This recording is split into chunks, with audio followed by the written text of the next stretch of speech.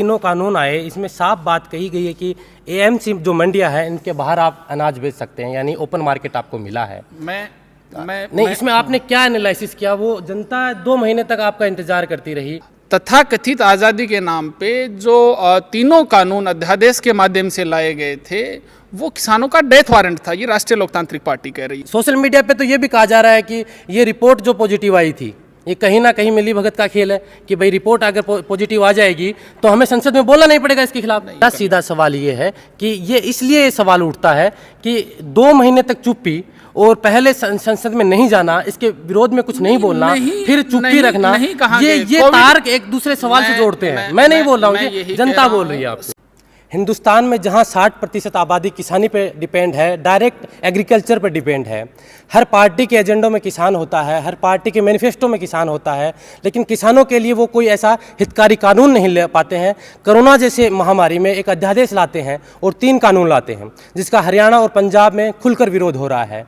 और वहाँ जब सरकार से सवाल किए जा रहे हैं कि आपका विरोध, इस कानून का विरोध हो रहा है, तो वो बता रहे हैं कि विपक्ष की कोई राजनीतिक चालें हैं। यहाँ हमारे साथ मौजूद हैं महिपाल महिला, राष्ट्रीय लोकतांत्रिक पार्टी के प्रवक्ता।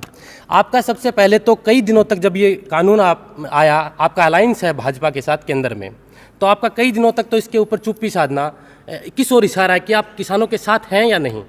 सबसे पहले सवाल तो अजय भाई, हम पहले ही दिन जब ये एक्ट आया था, हम कैबिनेट का हिस्सा नहीं है, पर जब ये लोकसभा में चर्चा के लिए लाया गया था, हालांकि 1 दिन के लिए लाया गया था, उस दिन माननीय सांसद साहब लोकसभा में थे नहीं। उनकी कोरोना की रिपोर्ट वो लोकसभा में वहाँ पॉजिटिव आ गई थी, किसी भी कारण से हो सकती है। यदि वहाँ होते नहीं, सोशल मीडिया पे तो ये भी बताया जा रहा है कि मैं आ रहा हूँ, यदि वहाँ होते तो इस बिल के पक्ष या विपक्ष में वो अपनी बात पार्लियामेंट में रखते। दूसरी बात, पार्टी के नाते जो इतने लंबे समय बाद जो हमने चुप्पी तोड़ी है उसके बहुत सारे कारण हैं। एक्ट जो आया है ये सिर्फ 3 चीज़ों का मोटा मोटी यही नहीं है, इसमें बहुत सारी बारीकियां थी और बहुत लंबा हमने डीपली जाके इसको स्टडी किया है। और उसके बाद हम यदि सुर्खियां बटोरना चाहते तो जिस तरीके से अकाली दल ने जो है वो सबसे पहले वहाँ कैबिनेट के हिस्से से अलग हुए विरोध किया, राष्ट्रीय लोकतांत्रिक पार्टी भी कर सकती है और अभी भी हम लोगों ने किया। ऐसा नहीं है कि हमारे पास कोई मंत्री पद था, हमें मंत्री पद जाने का डर था, जैसे हम पहले थे वैसे ही आज हैं। पर इस बात को आप तय मान के चलिए कि राष्ट्रीय लोकतांत्रिक पार्टी का जब से 2018 में निर्माण हुआ, किसान हित के लिए हमने लड़ाइयाँ लड़ी हैं और किसानों के हित में अभी हम अलायंस में हैं। उसके बाद भी हमने पार्टी प्रोटोकॉल में रहते हुए और पूरे अलायंस के प्रोटोकॉल को फॉलो करते हुए हमारी बात को रखा है, मजबूती से उस बात पे अडिग हैं, सड़कों पे भी हैं और पार्लियामेंट में भी हैं, एनडीए अलायंस में भी। नहीं, जब ये बात तीनों कानून आए, इसमें साफ बात कही गई है कि एएमसी जो मंडियां हैं इनके बाहर आप अनाज बेच सकते हैं, यानी ओपन मार्केट आपको मिला है। इसमें आपने क्या एनालिसिस किया? वो जनता 2 महीने तक आपका इंतजार करती रही, तो वो उन्होंने को क्या मिलेगा, क्या बता रहे हो आप? मैं यही कह रहा हूँ, कोविड जब पूरी दुनिया में और पूरे देश में जिस स्पीड से फैल रहा था, उसके बीच में तथाकथित आज़ादी देने के नाम पे, किसानों को एक तथाकथित आज़ादी देने के नाम पे जो तीनों एक्ट अध्यादेश के माध्यम से लाए गए थे, किसानों का जो डेथ, मैं मेरी बात पूरी कर देता हूं। आपकी पार्टी को ये मालूम नहीं था? जब मैं उसी पे आ रहा हूँ ना, मैं उसी पे आ रहा हूँ। तथाकथित आज़ादी के नाम पे जो तीनों कानून अध्यादेश के माध्यम से लाए गए थे वो किसानों का डेथ वारंट था, ये राष्ट्रीय लोकतांत्रिक पार्टी कह रही है। और तीनों कानून, चाहे वो मंडी व्यवस्था को खत्म करना हो, चाहे कॉन्ट्रैक्ट फार्मिंग की बात हो, कहीं ना कहीं आप कहीं ना कहीं अब युवाओं की और इन किसानों की नब्ज को तो नहीं भांप गए कि 2.5 महीने तक आपने 2 महीने तक आपने इसका विरोध नहीं किया।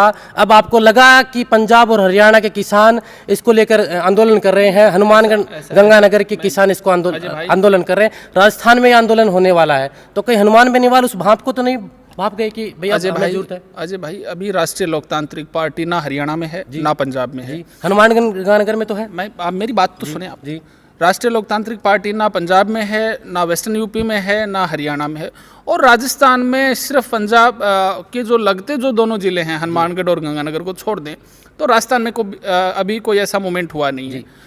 राष्ट्रीय लोकतांत्रिक पार्टी ने अपने स्टैंड को सबसे हो सकता है कि कुछ देरी हुई है उसमें, उस बात को हम सार्वजनिक रूप से स्वीकार कर रहे हैं, पर अपने स्टैंड को क्लियर करने का काम किया है। हम किसानों के साथ हैं, नौजवानों के साथ हैं और किसानों के विपक्ष में जितनी भी पॉलिटिकली पार्टियां जो काम कर रही हैं हम उनके खिलाफ लड़ाई लड़ने नहीं, का काम मेरा सीधा सवाल आपसे यही है कि आपने जो 2 महीने का समय लगाया है, कि आपको पता था कि किसान तो पूरे भारत का किसान होता है। जी, हरियाणा में किसान आंदोलन करे, यूपी में आंदोलन करे, पंजाब में आंदोलन करे, आपने उस नब्ज को भांपा कि अब राजस्थान में भी ये आंदोलन होगा। तो हनुमान बेनीवाल तो सबसे अपने उकार भरते थे, नागौर में, बीकानेर, बाड़मेर, जहां उन्होंने किसानों की बात की। तो ये जो तीनों कानून थे, तीनों कानून आए थे, तो 2.5 महीने तक आपने क्या एनालिसिस किया उसमें, ये जरा जनता को बताइए। राष्ट्रीय लोकतांत्रिक पार्टी पहले ही दिन से किसानों के साथ खड़ी थी, आज भी खड़ी है और आगे भी खड़ी नहीं, पहले दिन इसमें अब आप ये कह रहे हो कि इतना लंबा समय राष्ट्रीय लोकतांत्रिक पार्टी ने अपना स्टैंड लेने में क्यों किया, उसके बहुत सारे कारण रह सकते हैं। एटलीस्ट हम किसानों के साथ हैं।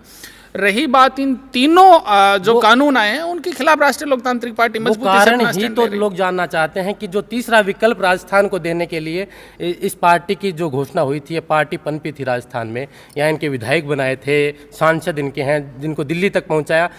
सोशल मीडिया पे तो ये भी कहा जा रहा है कि ये रिपोर्ट जो पॉजिटिव आई थी, ये कहीं ना कहीं मिली भगत का खेल है कि भाई रिपोर्ट अगर पॉजिटिव आ जाएगी तो हमें संसद में बोलना नहीं पड़ेगा इसके खिलाफ। नहीं, ये भी कहा जा रहा है सोशल मीडिया का। यदि एक सांसद जी पूरे देश की राजनीति पे इतना हावी हो जाए कि वो चाहे जब अपनी रिपोर्ट को पॉजिटिव कर ले और चाहे जब नेगेटिव कर ले, तो इस देश का प्रधानमंत्री और इस देश का स्वास्थ्य मंत्री क्या कर रहे हैं? जी, है ना? नहीं, ऐसा नहीं है। हो सकता है कि उसमें ये मेरे सवाल नहीं है, ये आम जनता जो आपको देख रहे हैं, सुन रहे हैं, उनके सवाल है। आप बड़े समझदार और संजीदा रूप से सारी न्यूज कवर करते हो। ये सोशल मीडिया की बात नहीं कर रहा, मैं आपको समझा रहा हूँ और आपके चैनल पे लाखों लोग देखते हैं। सिर्फ एक सांसद इतना पावरफुल नहीं हो सकता। मेरा सीधा सवाल, जब अपनी रिपोर्ट को पॉजिटिव मेरा सीधा सवाल ये है कि ये इसलिए सवाल उठता है कि 2 महीने तक चुप्पी और पहले संसद में नहीं जाना, इसके विरोध में कुछ नहीं बोलना, फिर चुप्पी रखना, ये तार एक दूसरे सवाल से जोड़ते हैं। मैं नहीं बोल रहा हूँ, ये जनता बोल रही है। आप संसद में 100% जाते, संसद में नहीं जाना होता तो वहां स्वास्थ्य परीक्षण क्यों करवाने के लिए जाते? दिल्ली क्यों गए थे? दिल्ली में वहां रिपोर्ट यदि नेगेटिव आती तो 100% उस एक्ट पे उसी दिन हम हमारी बात को रखने का काम केंद्र में आप सरकार के साथ हैं। हम अजय भाई, आप इस बारीकी को समझिए, हम कैबिनेट का हिस्सा नहीं है। जो ये अध्यादेश लाया गया था उसकी चर्चाएं कैबिनेट में हुई, हम कैबिनेट का हिस्सा नहीं थे, पर उसमें कुछ देरी हुई है, उसके हजारों कारण हो सकते हैं। एटलीस्ट राष्ट्रीय लोकतांत्रिक पार्टी इन तीनों कानूनों का पूर्ण रूप से, जो काले कानून लाए गए हैं, जो तथाकथित किसानों को आज़ादी देने के नाम पे जो किसान का डेथ वारंट जारी किया गया, उसका पूर्ण रूप से विरोध कर रही है। अब राष्ट्रीय लोकतांत्रिक पार्टी का क्या स्टैंड होगा? हाँ, ये एक अखबार की कटिंग है, मेरे पास भी आई है। ये बिल्कुल, ये जो अखबार की कटिंग है आप देख पा रहे हैं, हनुमान बेनीवाल जिन्होंने राष्ट्रीय लोकतांत्रिक पार्टी के सुप्रीमो, वो कह रहे हैं कि ये जो कैबिनेट ने ये फैसला लिया है, ये किसानों के लाभ का है, हितकारी है। इसके ऊपर मतलब एक बार आप शुरू में संसद में नहीं जाते हैं, आप मीडिया में हवाला आता है कि भाई उनकी रिपोर्ट पॉजिटिव आ गई, चलो मान लिया उनकी रिपोर्ट पॉजिटिव आ गई, वो किस वजह से आई नहीं आई, ये अभी तक स्पष्ट हुआ? आप इतने बड़े खोजी पत्रकार नहीं, ये अभी तक स्पष्ट हुआ? ये अभी तक स्पष्ट हुआ क्या? मैं मेरी बात का जवाब तो दे दूं। आप यदि इतने बड़े खोजी पत्रकार हो तो आप मुझे कृपया करके ये भी बता दीजिए, अखबार में जो स्टेटमेंट है कितनी तारीख का आया है? जी नहीं, आप मुझे ये बता दीजिएगा कि कितनी तारीख का ये स्टेटमेंट आया है। ये उस समय का है जिस समय इस एक्ट के बारे में, ये तो अभी वाया सोशल मीडिया, जब ये सारी चीजें बड़ी तेजी से लोगों के बीच में फैली हैं तो लोगों को समझ आया कि इस कानून में क्या क्या खामियां। हनुमान बेनीवाल की कानून आया था, नहीं, आप सोशल मीडिया की बात कर रहे हो तो इसी सोशल मीडिया ने हनुमान बेनीवाल को बनाया है। तो हम कब इसी सोशल मीडिया ने हनुमान बेनीवाल को बनाया। अभी तक आप ये क्लियर नहीं कर पाए कि आपको अगर रिपोर्ट पॉजिटिव आ जाए। कर रहा हूं ना क्लियर। हाँ तो बताइए। एक पार्टी का ऑफिशियल स्पोक पर्सन होने के नाते मैं क्लियर कर रहा हूँ ना। जो रिपोर्ट पॉजिटिव आई थी उसको लेकर एक सांसद हेल्थ मिनिस्टर से बड़ा नहीं हो सकता, एक सांसद देश के प्रधानमंत्री से बड़ा नहीं हो सकता, एक सांसद लोकसभा अध्यक्ष से बड़ा नहीं हो सकता। जो रिपोर्ट आई उसमें मैं कुछ नहीं कहना चाहता, हो सकता है कि वो मशीनरी भी डिफेक्ट हो सकता है, पर यदि हनुमान जी बेनीवाल उस समय पार्लियामेंट में उस चर्चा के हिस्से में होते तो 100% वो इसके विपक्ष में अपनी बात को रखने का काम करते। अभी भी हमने कहा है, हमने माननीय प्रधानमंत्री महोदय से समय मांगा है और एनडीए अलायंस के रूप में घटक दल होने के नाते हम हमारी बात को वहां भी रखेंगे और जनता के बीच में भी हम लोग। अभी आपने अभी कहा कि अगर वो संसद में होते तो इसके विपक्ष में वो बोलते, तब तो वो एनालिसिस नहीं कर पाते इतने कम समय में, क्योंकि बिल आता तो वो एनालिसिस नहीं कर पाते। इतना हमें समय मिलता, देखिए किसी को मौका ही नहीं मिला था। है ना। ये जो चर्चा हुई है ये बहुत लिमिटेड समय में हुई है, इसके लिए बहुत लंबा समय होना चाहिए था। राज्यसभा और लोकसभा में जो ये बिल जिस तेजी के साथ है, बिना किसान संगठनों को विश्वास में लिए हुए, वो एक शंका के घेरे में था, पहले दिन से ही था, इसमें कोई दो राय नहीं है। और हमने ये कहा है कि हम हमारे जितने भी जो कोर कमेटी के लोग हैं, जो बारीकी से मतलब इन सारे बिंदुओं का अध्ययन कर रहे हैं, उसके बाद हम हमारे स्टैंड को काम आप लोगों के बीच में रखने का काम करेंगे। अब राष्ट्रीय लोकतांत्रिक पार्टी का क्या स्टैंड है? राष्ट्रीय लोकतांत्रिक पार्टी हर उस कदम में साथ है जो किसान संगठन उठा रहे हैं। माननीय प्रधानमंत्री महोदय से आदरणीय सांसद साहब ने, हमारे सुप्रीमो ने समय मांगा है जल्दी मुलाकात करके, और प्रदेश और देश के किसानों का जो रुख है उसको लेके माननीय प्रधानमंत्री महोदय के सामने अपनी बात को रखने का काम करेंगे। इससे पहले जो किसान संगठनों के द्वारा किसानों के हित में जो कदम उठाए जा रहे हैं, राष्ट्रीय लोकतांत्रिक पार्टी उनका समर्थन कर रही है।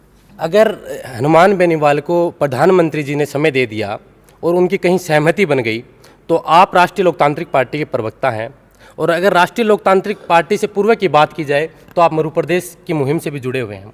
तो मध्य प्रदेश मुद्दा, जो मध्य प्रदेश निर्माण मोर्चा है, वो इस काले कानून के विरोध में है, और आपकी पार्टी अगर इसके पक्ष में आ गई तो आपका क्या स्टैंड होगा? महिपाल महिला का क्या स्टैंड होगा? देखिए, मध्य प्रदेश निर्माण मोर्चा एक गैर राजनीतिक मोर्चा है, और मैं समर्थक रहा हूँ और आगे भी रहूँगा। ये कोई राजनीतिक मोर्चा नहीं है। मध्य प्रदेश निर्माण मोर्चा में जो लोग काम कर रहे हैं, मैं बड़े खुले मन से इस बात को स्वीकार कर रहा हूँ, और मैंने बहुत सारी जगह किया है कि मैं मेरे आइडियल के रूप में जयवीर गोदारा को देखता हूँ। पर इसका मतलब कतई ये नहीं कि आप जिस राजनीतिक पार्टी में काम कर रहे हो उस पार्टी के खिलाफ आप जाके कोई काम करोगे।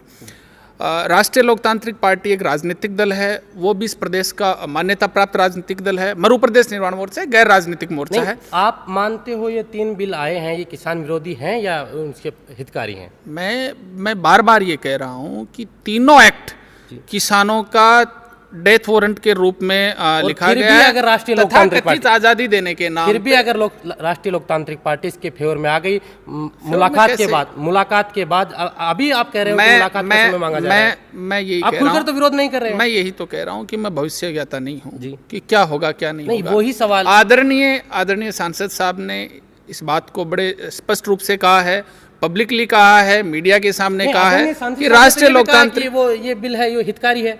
उनका ट्वीट आया था, जब कहा उनका ट्वीट आया था, ये कानून आए थे। मैं यही तो कह रहा हूँ कि आप इतने बड़े खोजी पत्रकार हैं, तो इस बात को आप अपने इस चैनल पे मुझे ये बताइएगा। आप अधूरी तैयारी से आए हैं? नहीं, अधूरी तैयारी नहीं। आप उनका ट्विटर हैंडल चेक कर लीजिए। जो नेशनल मीडिया है वो सवाल कर रही है।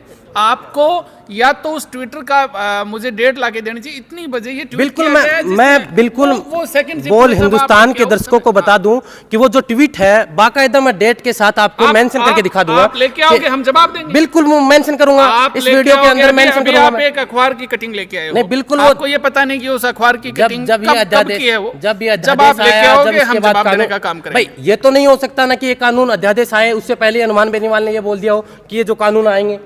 हनुमान बेनीवाल को तो पता ही नहीं था। मुझे ये पता नहीं है ना कि ये सीधी सी बात, ट्वीट और जो अखबार की आप बात कर रहे हो कितने तारीख का और कब का है। नहीं, ये तो आपको पता है कि ये जो भी है ये अध्यादेश के बाद का है, इतना तो आपको पता है। या पहले का हो सकता है क्या? नहीं, पहले का नहीं हो सकता। लोकसभा में चर्चा के लिए है, उससे पहले का भी हो सकता है। पहले का तो फिर आपको सरकार, आप कह रहे हो कि हमें पता ही नहीं था ये